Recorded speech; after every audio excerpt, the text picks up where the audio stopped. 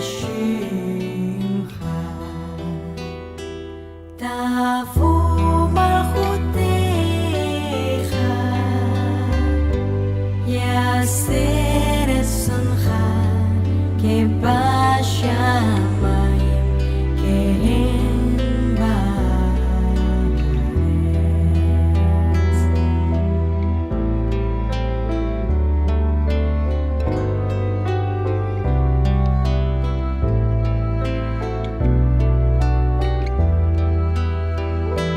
את לחם חוקנו תן לנו היום, וסלח לנו על חטא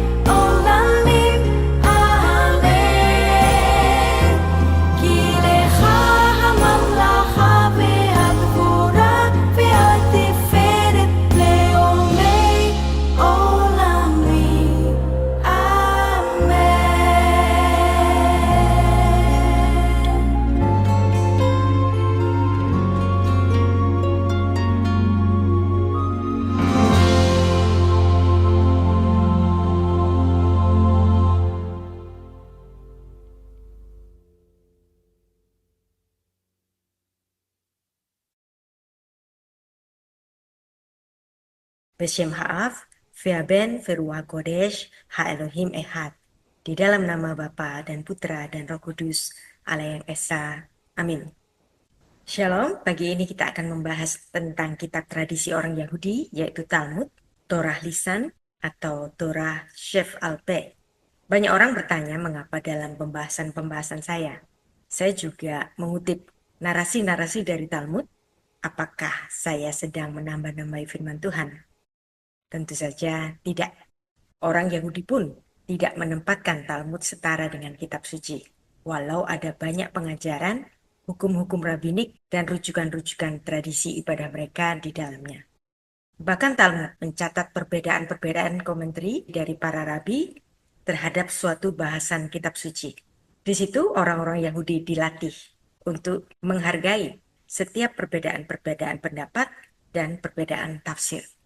Dengan demikian, Talmud seperti namanya adalah kitab pengajaran untuk keluasan pengetahuan dalam tradisi Yahudi. Kumpulan kitab Talmud, meskipun merupakan teks utama dalam tradisi Yudaisme rabbinik, memiliki relevansi yang penting bagi kalangan Kristen, terutama dalam konteks studi akademik, teologi dan pemahaman sejarah dan antropologi budaya Semitik yang menjadi latar belakang kehidupan orang-orang Yahudi pada preeksistensi kekristenan sebelum Masehi. Selanjutnya saya akan membahas beberapa alasan mengapa Talmud dianggap penting dalam studi teologi orang-orang Kristen. Yang pertama, pemahaman konteks pengajaran Tuhan Yesus dan latar belakang zaman Perjanjian Baru. Bahwa Talmud memberikan wawasan tentang kehidupan keagamaan, sosial, dan budaya Yahudi pada abad pertama Masehi. Ini penting karena Tuhan Yesus dan para pengikutnya hidup dalam konteks masyarakat Yahudi yang banyak dipengaruhi oleh hukum-hukum lisan yang kemudian dikondisikan hal-hal yang terdapat dalam Mishnah dan Talmud. Contoh relevansinya adalah yang pertama, diskusi para rabi atau gemara tentang hukum Sabat. Apa yang dicatat di dalam Talmud ini dapat membantu menjelaskan konflik Tuhan Yesus kala itu dengan para pemimpin agama Yahudi yang terkait dengan Syabat, seperti yang ditulis dalam Matius pasal 12 ayat 1 sampai 14. Yang kedua, orang-orang Kristen perlu memahami struktur kehidupan religius dan kitab Talmud memberikan gambaran tentang kelompok-kelompok seperti orang-orang Farisi dan orang-orang Saduki dan kehidupan agamawi mereka. Yang kedua, kita perlu mendapatkan wawasan tentang tradisi dan hukum Yahudi dalam Perjanjian Baru. Bagi orang Kristen yang ingin memahami akar Yahudi dari keimanan mereka, Talmud adalah sumber yang sangat penting. Banyak ajaran Tuhan Yesus merujuk atau bereaksi terhadap tradisi Yahudi yang dibahas di dalam Talmud. Misalnya, mengenai prinsip-prinsip etika seperti kasihilah sesamamu seperti dirimu sendiri. Imamat 9 ayat 18 yang kemudian juga diperluas dalam diskusi di dalam Talmud. Dan Talmud juga dapat memberikan kita tambahan wawasan untuk memahami konsep mengenai kaidah kencana atau hukum emas yang diajarkan oleh Tuhan Yesus dalam Matius 7 ayat 12 yang sangat menarik karena memiliki paralel di dalam Talmud, yaitu dalam pengajaran Rabbi Hillel yang menyatakan apa yang tidak engkau sukai, jangan lakukan kepada orang lain. Ini ditulis di dalam Syabat 31a ayat 6. Dan perhatikan, Tuhan Yesus mengajarkan seperti yang ditulis dalam Matius 7 ayat 12 mengatakan demikian. Segala sesuatu yang kalian kehendaki supaya orang berbuat kepada kalian, perbuatlah demikian juga kepada mereka. Itulah isi seluruh hukum Taurat dan kitab para nabi. Bandingkan pula dengan yang dicatat di dalam Lukas 6 ayat 31. Dan sebagaimana kalian kehendaki supaya orang berbuat kepada kalian, perbuatlah demikian juga kepada mereka. Bandingkan pengajaran dari Rabbi Hillel yang dicatat di dalam kitab Talmud, Syabat 31a ayat 6, yang dimana Rabbi Hillel hidup pada sekitar tahun 110 sebelum Masehi hingga tahun 10 Masehi. Ajaran Rabbi Hillel mengatakan, Da'alak shnei lechavrah la ta'abed. Apa yang kamu benci, jangan lakukan kepada sesamamu. Zohi kol hatorah pula. Ini adalah seluruh inti dari Taurat. Feidah peirusyahu. Sisanya hanyalah penjelasan. Zil gemor, pergilah dan belajarlah. Apa yang diajarkan oleh Rabi Hillel dalam Syabat 31a ayat 6 ini mirip dengan pengajaran Tuhan Yesus, Matius 7 ayat 12 dan Lukas 6 ayat 31. Dan ada buku menarik yang ditulis oleh Matt Rosenberg bahwa pengajaran-pengajaran Tuhan Yesus di hadapan orang-orang Yahudi saat itu bukanlah hal-hal yang baru, tetapi banyak sekali membahas hal-hal yang sudah mereka ketahui di dalam tradisi rabbinik mereka. Sehingga tentu saja ada beberapa singgungan-singgungan yang mirip antara pengajaran dari Tuhan Yesus Kristus dengan apa yang ditulis di dalam Talmud dari pengajaran-pengajaran para rabi Yahudi. Demikianlah yang dibahas oleh Matt Rosenberg bahwa Jesus never said anything new.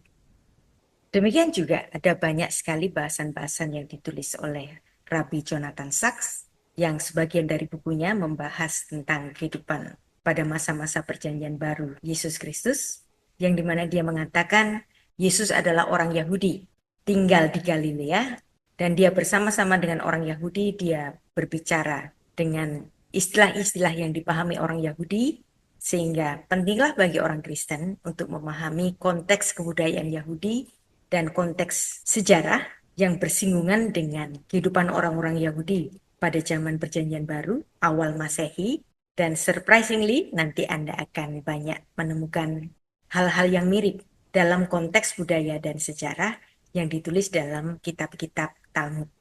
Latar belakang sejarah Yahudi dan budayanya sangat berkaitan dengan pengajaran Tuhan Yesus dalam khotbah di bukit dalam Matius pasal 5.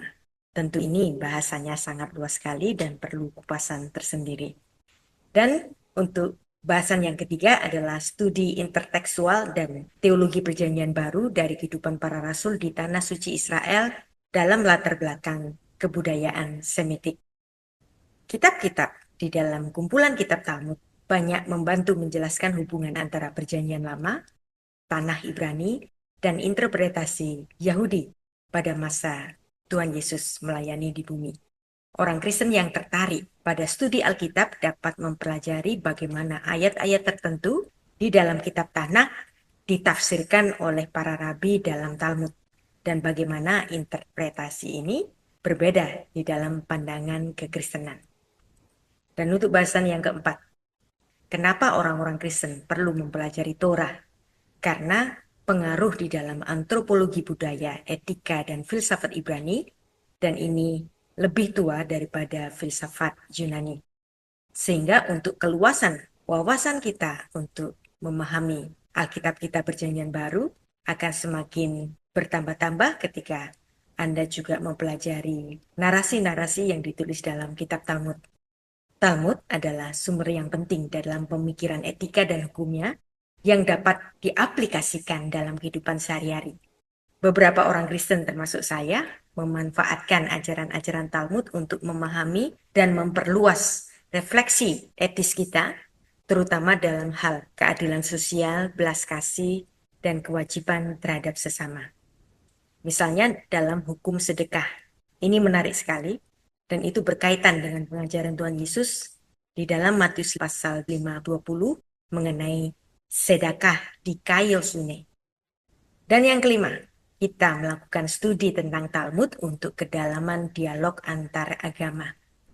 Dalam konteks modern, kitab-kitab dalam kumpulan kitab Talmud menjadi penting dalam dialog Yahudi dan Kristen dengan memahami Talmud. Karena dengan memahami Talmud, orang Kristen dapat memahami bahwa kekristenan berawal dari Yahudi. Yudaisme adalah ibu dari kekristenan. Ini tidak dapat dipungkiri bahwa memang Tuhan Yesus lahir sebagai orang Yahudi, bukan lahir di Eropa, bukan lahir di Amerika, tidak lahir dalam budaya yang kebarat-baratan, karena memang kekristenan yang original lahir dari bumi Asia. Dengan pemahaman ini, diharapkan kita orang-orang Kristen lebih menghormati dan menghargai tradisi Yahudi untuk menemukan titik temu dalam nilai-nilai bersama, seperti halnya kasih, keadilan, dan tanggung jawab moral, terutama yang menyangkut tikkun olam, repairing the world, karena ini sangat bersinggungan dengan hukum kasih yang diajarkan oleh Tuhan Yesus Kristus. Dan yang keenam, ada tantangan dan kritik tentunya ketika kita mempelajari kitab-kitab Talmud, bahwa memang tidak dipungkiri bahwa sejarah mencatat konflik antara orang-orang Yahudi yang masih ketat menjalankan tradisi Yahudinya berdasarkan Torah dan kalangan Yahudi yang menjadi pengikut Kristus. Bahkan ada beberapa narasi Talmud yang mencaci Yesus Kristus. Hal ini janganlah dipandang negatif, karena ini justru memberikan bukti sejarah bahwa memang pernah ada konflik antara orang-orang Yahudi yang tidak percaya Kristus dan golongan orang-orang Yahudi yang percaya Kristus. Konflik ini mencapai puncaknya dalam Konsili Jamnia pada abad pertama Masehi, perkiraan tahunnya sekitar tahun 90 sampai 100 Masehi. Ya, bisa kita perkirakan tahun 95 Masehi. Di situ terjadi pemutusan garis antara orang-orang Yahudi yang taat Torah dan orang-orang Yahudi yang dianggap bidat karena menjadi pengikut Kristus, pengikut Yesus Sang Mesias orang Nazaret, yang kemudian mereka disebut Nasoraios atau disebut dengan Notsrim. Dan juga dengan tersusunya kutukan bagi kaum bidat, yaitu Birkat Haminim di dalam Konsili Jamnia itu memperuncing pertikaian antara orang-orang Yahudi yang masih taat tradisi dan orang-orang Yahudi yang percaya Yesus adalah Sang Mesias. Dan juga dengan berkembangnya kekristenan di Asia Kecil dan bergerak ke arah Eropa di barat, dan berkembangnya gereja mula-mula yang menggunakan bahasa lingua franca kala itu, yaitu bahasa Yunani, membuat kekristenan lambat laun kehilangan warna keyahudian Yesus Kristus dan nasionalisme para rasul yang mula-mula berasal dari Israel. Dilanjutkan pula dengan sejarah ketegangan antara orang-orang Kristen dan orang-orang Yahudi di Eropa, terutama pada abad pertengahan, yang dimana gereja pun pernah menganiaya golongan orang-orang Yahudi. Teks-teks di dalam Talmud ini sering disalahpahami atau dikritik oleh otoritas gereja. Seperti saya ungkapkan tadi, bahwa memang ada narasi-narasi Talmud yang mencaci Yesus, yang menyerang kekristenan. Namun harus diakui juga, ada suatu rentang zaman mengenai adanya konflik penganiayaan satu dengan yang lainnya antara Kristen dan Yahudi sejak awal Masehi sampai pada abad pertengahan. Demikian pun juga ada literatur-literatur Kristen yang juga bersifat rasis, antisemit, misalnya dalam beberapa karya tulis dari Martin Luther.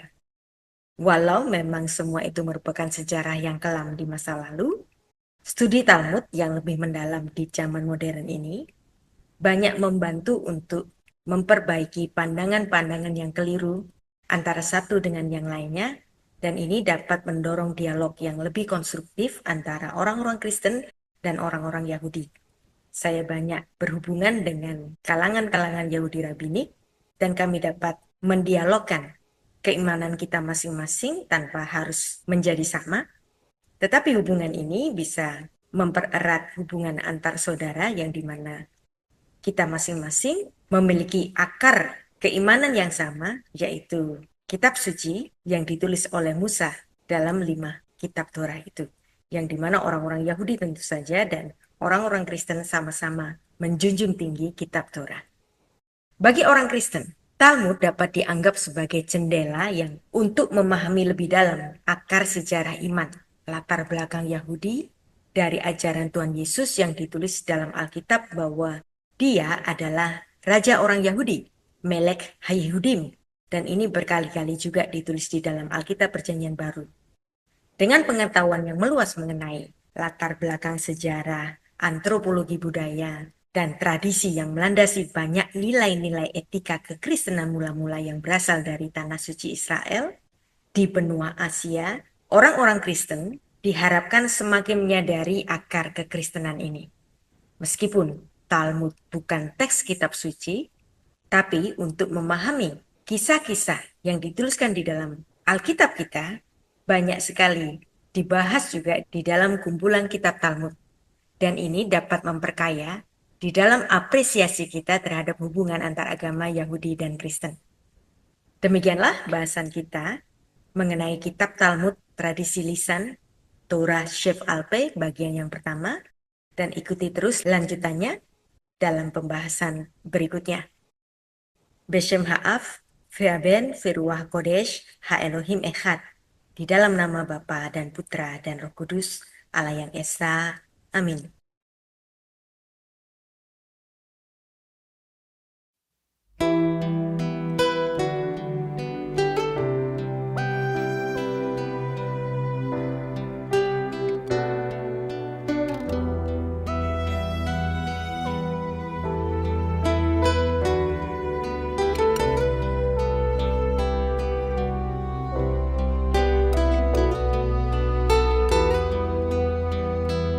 Avinu שבשמיים,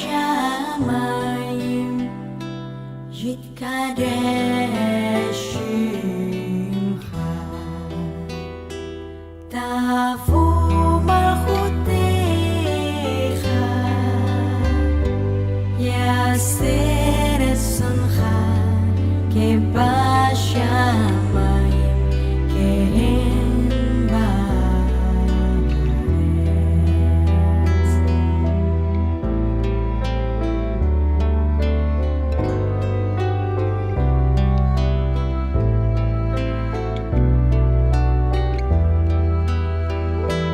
את לחם חוקנו תן לנו היום, וסלח לנו חטאינו,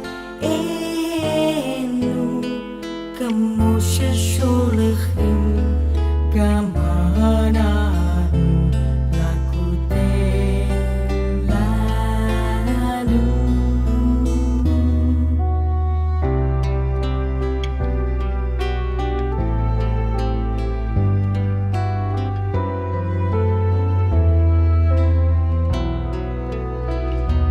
ואל תביאנו לידי ניסיון, כי אם חלצנו מן הרע,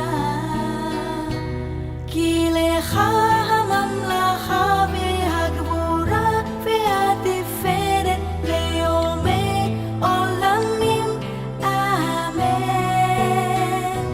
כי לך הממלכה והגבורה והתפארת ליומי עולמים, אמן.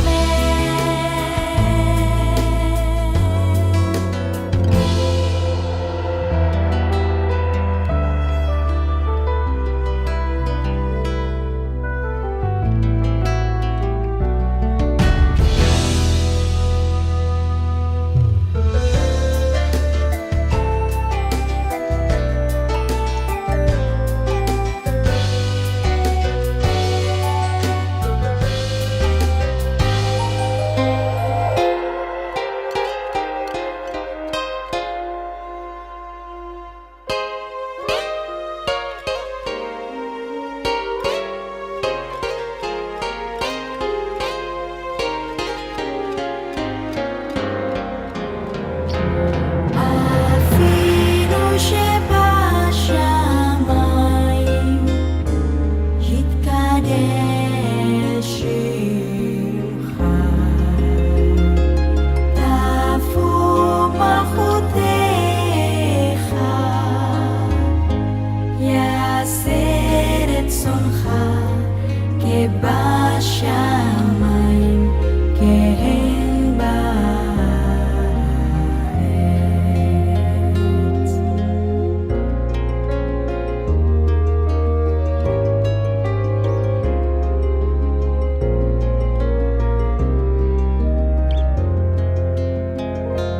את לחם חוקנו תן לנו היום, וסלח לנו על חטאינו,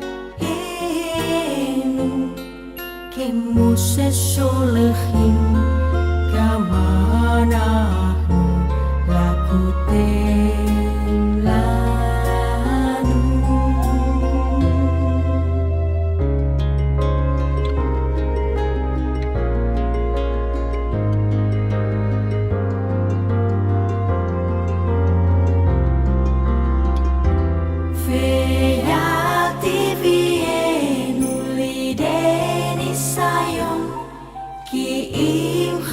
Let's sing